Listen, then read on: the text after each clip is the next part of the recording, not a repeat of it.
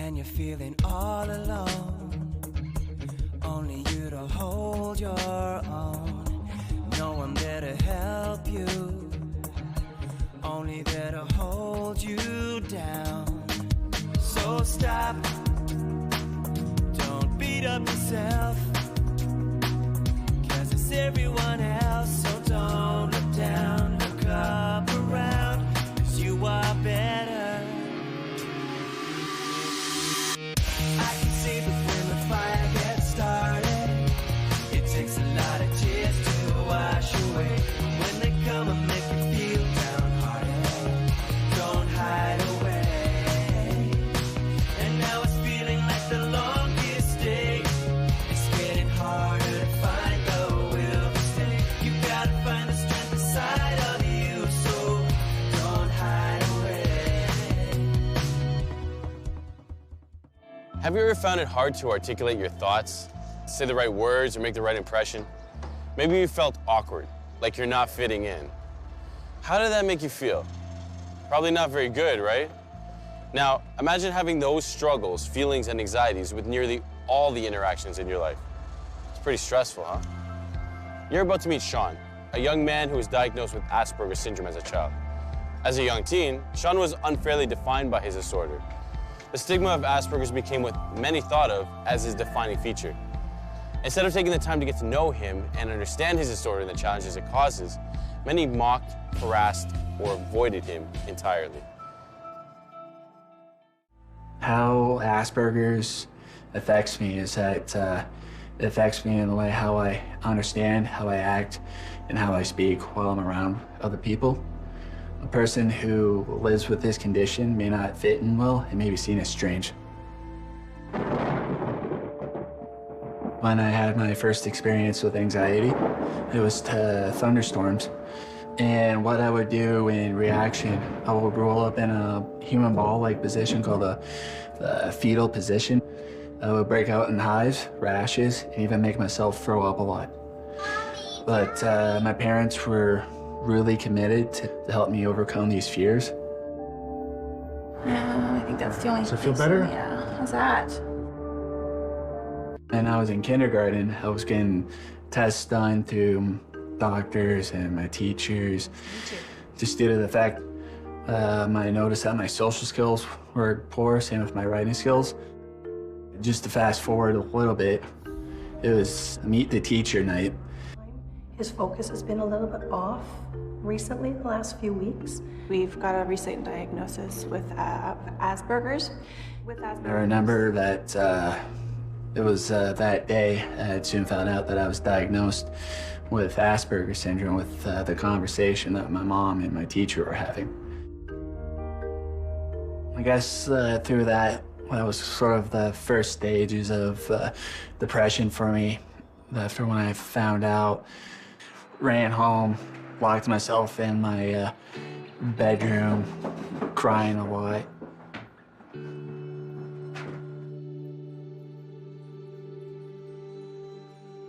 No one knows exactly what causes this, although it's thought to have a genetic cause. There's a part of our brain that controls certain body movements, such as balance, and may have trouble doing certain body actions like sports. There's another part of the brain that controls a person's social behavior and may grow or function differently in a person with Asperger's syndrome. I was bullied at least every day. I wasn't sure originally why. My main belief it was because of my disability. Going through public school, it was like the common ones, the pushing into lockers, tripping, name calling. Someone in the trash?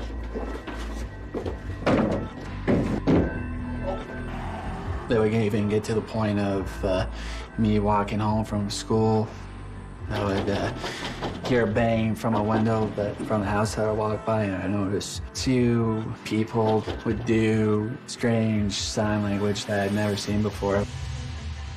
I wasn't sure what that meant, so the best thing that I could do was smile and wave and just walked away.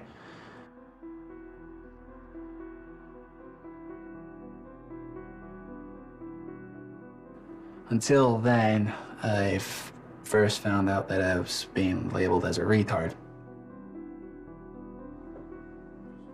It got so bad, like, I was really shy. And even with the challenges that I was living with, it would even get to the point of me pretending to be sick and not wanting to go to school. Sean, this is becoming a problem, telling us you're sick all the time. You know you're not sick. Hey, Twitch. Through all of that, there was one student that stood up for me. This kid, a grade 7 student, had enough of seeing what these other students were doing to me, stepped in and defended on my behalf, and seeing what he had done for me, I felt a lot better about myself, knowing, say, there's somebody out there that truly cares about me and understands what I'm going through and live with, and still to this day, we keep in touch. I graduated from grade 7, and honestly, it was a relief knowing that I was gonna be going away from the bullying that I was experiencing in public school, and excited to start a new and exciting life as a grade 9 student.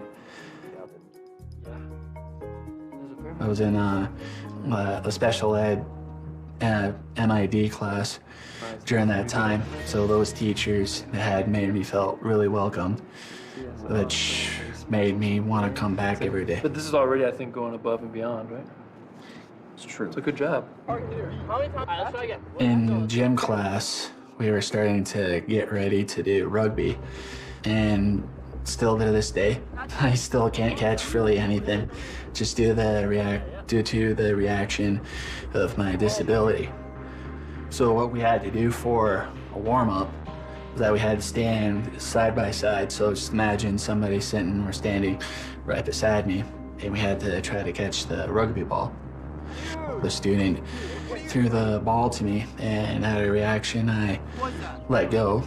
The student lost his temper, looked at me and said, "Why don't you learn to catch, you sped?"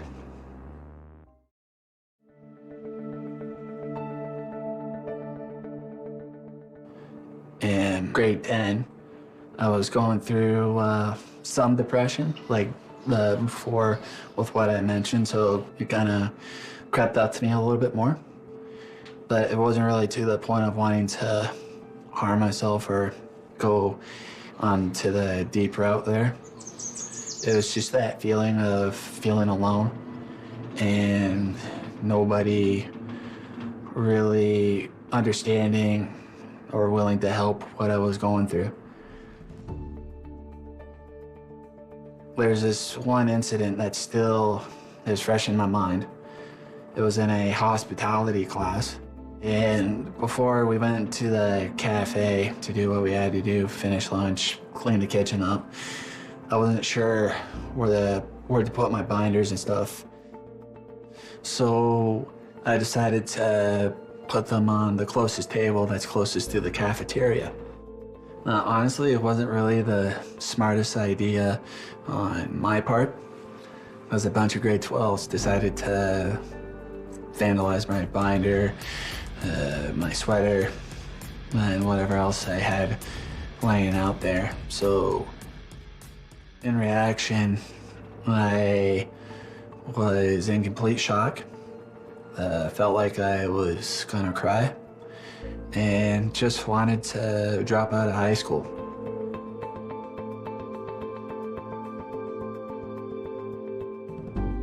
And then the next thing you know, I heard a little voice saying, "Sean, you need to get help."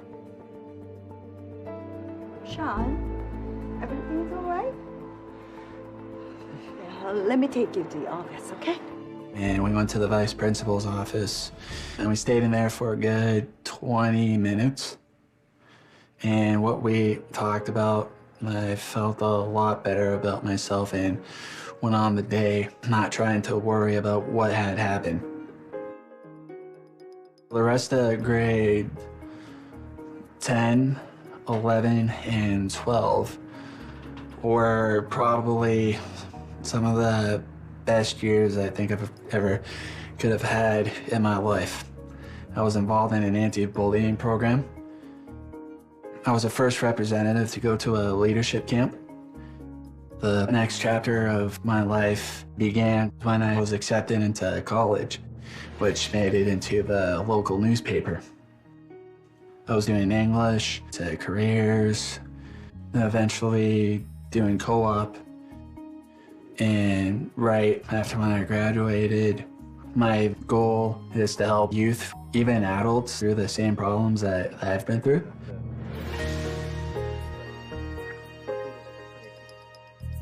It was a college vocational program. It's one of those ones where you are guaranteed a job. So I first started on service, then to food prep, then to baker, and then to cook. I do like to cook and all that because it's one of those things that helps me with my mental health. I have an amazing family that supports me with whatever goals that I want to achieve. I also do marathon runs, so I do 5Ks, 10-kilometer runs.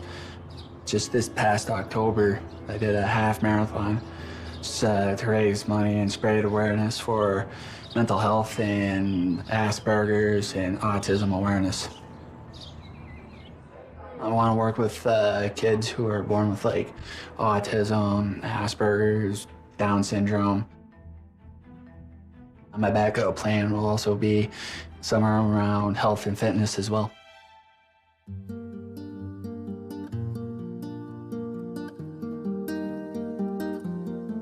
I still have my challenges where I don't even feel like socializing with people.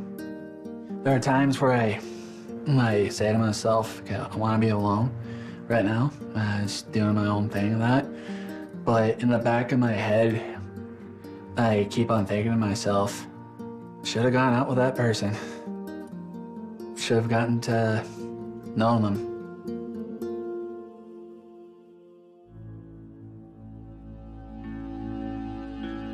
It's good that he was helping at the camps with the younger kids because he's able to know how to help them and how to make them feel better. It's a lot easier to deal with things when you have someone that relates to you and that you can talk to and can tell you that things are going to get better and actually from a real place because they've been through it. Mm-hmm.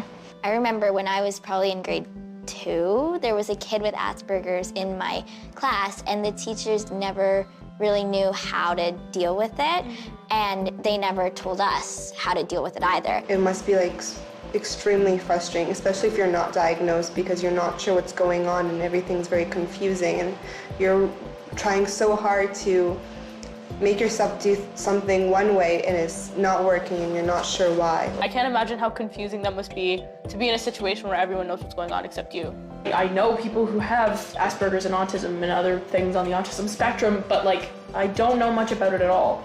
And so I feel like this should probably be a subject touched upon in some sort of environment of learning. So we at least know what it is. Just to end the stereotypes that people might come up with in their head or the stigmatism. It's great that Sean was able to come out and share his story because now everybody watching this episode kind of, like I know more about it after that. You're told like, oh, this person has autism, so like kind of it's be gentle. Be gentle. Yeah. Kind of what that kind of does instead of being able to cope with that and then it puts still have a relationship with them, it kind of makes you... It puts you on your guard. Yeah, and makes them feel unapproachable. Yeah. Like being treated differently. Or being isolated. It puts them into the spotlight and you treat them as someone who is different than a regular person. Yeah. All your friends like, yo, what's up? And then you see him and you're like, hey, how's it going? Showing people with Asperger's in TV shows, like, for example, Big Bang Theory or Community with like Sheldon and Abed, like they might overplay some stereotypes and make it look like, oh yeah, quirky and whatever, but I also think it's like super important that it shows that they don't have to be isolated. Like everyone's still friends with Sheldon. Like, everyone was still friends with Abed on Community, right? It's still entirely possible for them to be involved in everything in their friends' lives and stuff. Like, I thought that was really important. Neither of those characters are only Asperger's. Yeah. They have other aspects to them. They're not just defined by that. Do you sometimes find it challenging to know what to say or do when someone is behaving differently from what you're used to? Unfortunately, some of us start acting in rude and upsetting ways, like Sean explained in his story. He and many others with Asperger's often develop mental health challenges like anxiety and depression because of how others react to their differences. This is problematic because someone with Asperger's, just like you, has a desire for friendship. Even though they have average to superior intelligence, they can have difficulty developing friendships, understanding social cues, and can often act in extremely shy or overly extroverted ways. So how can you help if you find yourself in a situation where someone is being bullied because of the way they act or speak? First of all, educate yourself. Whether it be mental illness, different cultures, or even as simply as someone having different interests as you, do your best to stay open and learn about the differences. Your brain craves new and different information. Novelty is like fertilizer for your ever-changing and developing brain.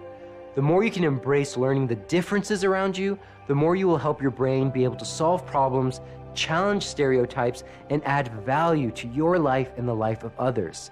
Second of all, stand up and speak up. No person, school, or community will be safe if we all stand around and watch, or even worse, participate when we witness someone being bullied. It's a choice to practice being the type of person that is understanding of the differences among us and that speaks up in the face of inappropriate behavior. And as Sean told us, once someone stood up for him, it made all the difference in the world.